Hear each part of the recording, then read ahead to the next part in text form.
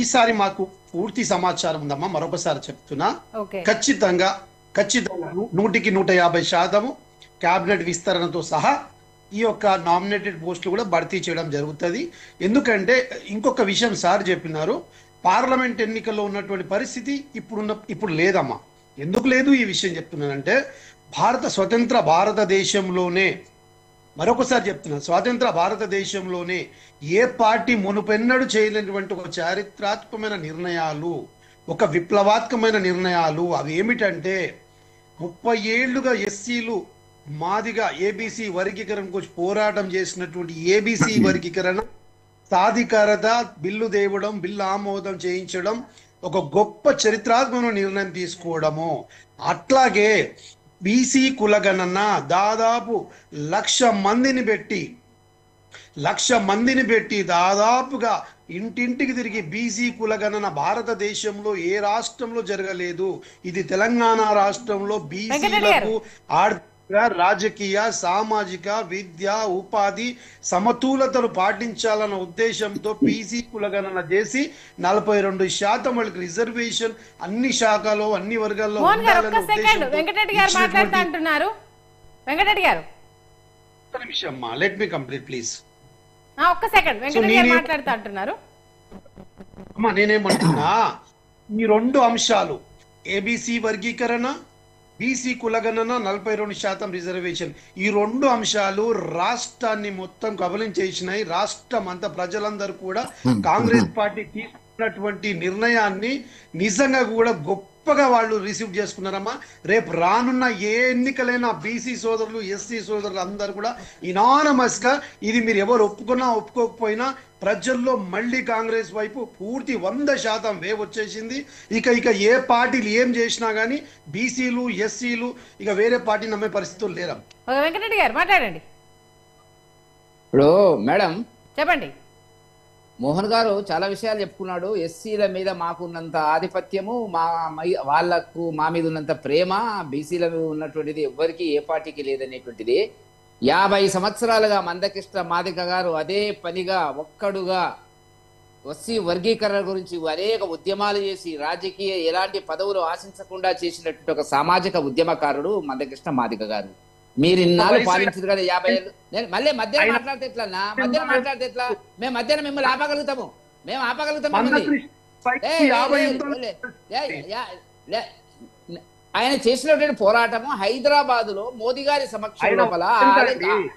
అరే మధ్యాహ్నం మీరు మాట్లాడితే ఎట్లన్నా?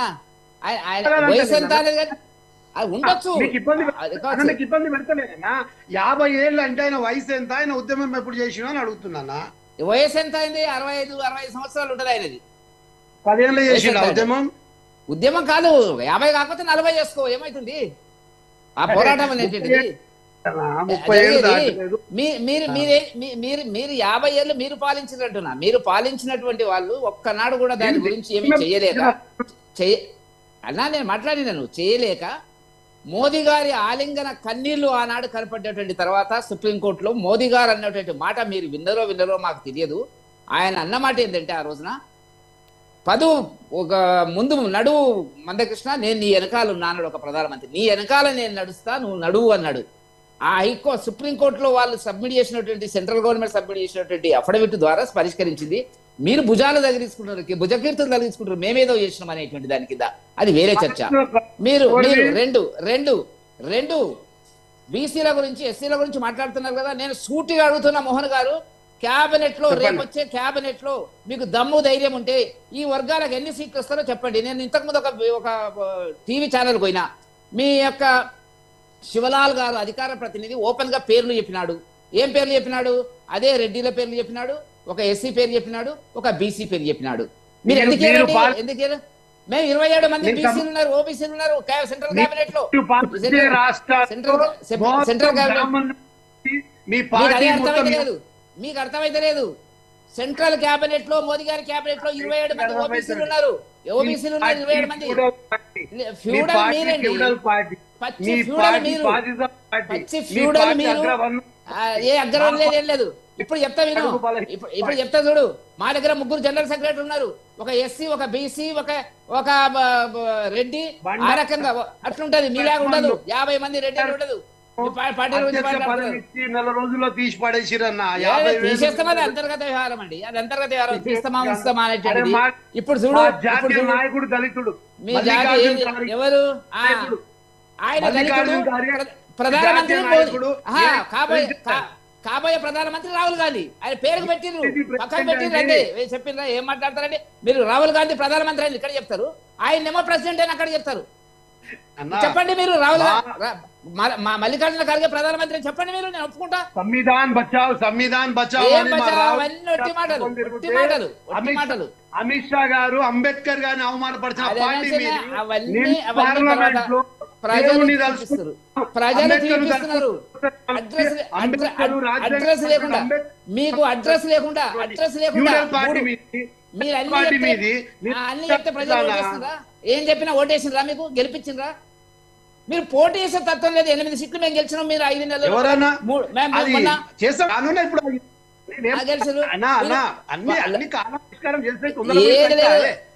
అన్ని తొందర పడుతుంది. మీకు ఎక్కడున్నది? మా గ్రామ పంచాయతీ ఎన్నికలు పెట్టే స్థాయి లేదు, ధైర్యం లేదు. వెంకట్ గారు ఒక్కసారి మన క్యాబినెట్ మాట్లాడుతున్నాం. వెంకట్ గారు పారిపోతున్నారు. మొత్తం నాశనం పట్టిస్తుంటే మీరు మోహన్ గారు ఒక్క సెకండ్ మోహన్ గారు అయిపోతుందంటే కూడా నేను చెప్తా పెట్టరాదు. అంటే కూడా మాట్లాడకుండా ఒక్క సెకండ్ సబ్జెక్ట్ మళ్ళీ ఎక్కడికో వెళ్ళిపోతుంది. ప్లీజ్ దయచేసి మనం రాష్ట్ర క్యాబినెట్ గురించి మాట్లాడుతున్నాం. ప్లీజ్ మీరు ఒక్క సెకండ్ మోహన్ గారు, ఒక్క సెకండ్. రాష్ట్రాలన్నింటినీ కూడా డామినేట్ చేసి ఎంపీ సీట్లు తగ్గించి నార్త్ పెంచి మనకు ఆర్థికంగా, రాజకీయంగా, సామాజిక మనం తొక్కేయాలన్న ఒక చీకటి కోణంతో కేంద్రం ఆలోచిస్తుంటే ఒక్కరు మాట్లాడలేదన్నారు అంశం మీద. అరే బరబ్బర్ సార్, మాకు ఇక్కడ ప్రజలు ఓటేసిరు, మా ప్రజలకు న్యాయం జరగాలని మీరు ఎందుకు అడగరు? ప్రధానమంత్రికి, హోమ్ మినిస్టర్ కి, మీ ప్రెసిడెంట్ కి గురించి మాట్లాడారు. అయిపోయిందా మీది? మోహన్ గారు ఒక్క సెకండ్. వెంకట్ గారు అంటే ఉత్తర భారతదేశంలో మీ పార్టీ లేదా? సీట్లు గెలిచే ధైర్యం లేదు. మీరు ఓడిపోతారనే మీకు ఓటు లేదా? మీ జాతీయ వెంకట్ గారు ఒక్క సెకండ్ ప్లీజ్. టాపిక్ ఎక్కడికి వెళ్ళిపోతుంది? మోహన్ గారు ఒక్క సెకండ్. మోహన్ గారు క్యాబినెట్ గురించి మాట్లాడుతున్నాము, దాని గురించి క్లారిటీ ఇచ్చే ప్రయత్నం చేయండి. ముందు రాష్ట్రము ఏ రాష్ట్రం కాదు. ఇప్పుడు పోతుంటే 2 మంత్రులు చూసుకుంటూ కూర్చుంటారు. తమాషా. ఏ మంత్రులు? మీరేం చేసిండ్రు? 2 మంత్రులు ప్రజలు 3 సీట్ల పోటీ చేసే ధైర్యం లేదు మీకు. ధైర్యం లేదు. మీరు మాట్లాడతారు దమ్ము ధైర్యం ఉంటే పోటీ చేయాల్సింది.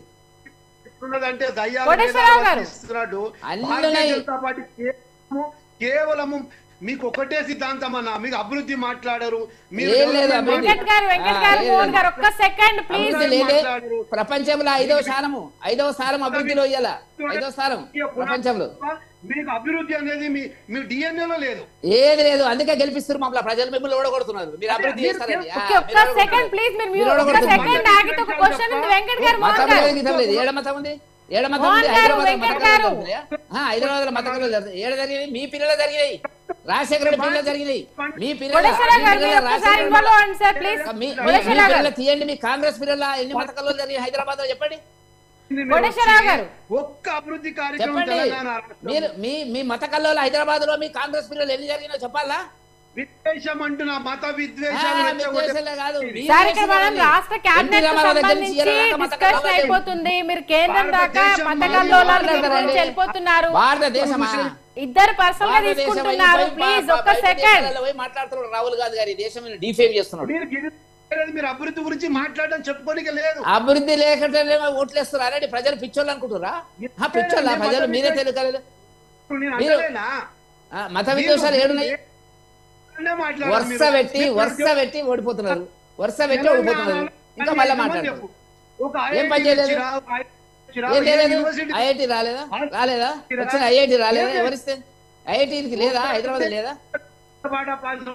మీరు చేసింది ఏంటంటే మీరు మా సైస్ల గురించి ఎస్సీల గురించి మీరు మేము సెటిల్ చేసిన ఇష్యూ అని చెప్పుకుంటారు, మీరు చెప్పుకోవడానికి ఉండాలి కదా. వెంకట్ గారు నువ్వు ఏదైనా అంబేద్కర్ చాలా విషయాలు